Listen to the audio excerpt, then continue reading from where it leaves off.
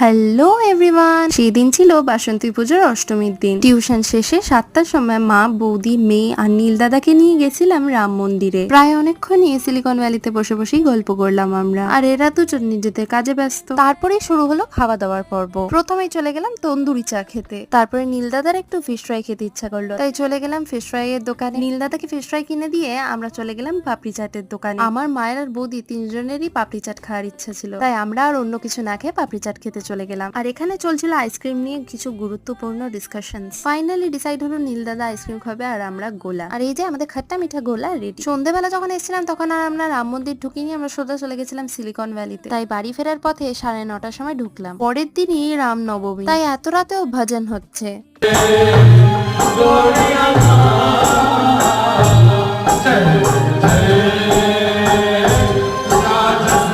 চলো তাহলে ভিডিওটা এখানে শেষ করছি, বাই।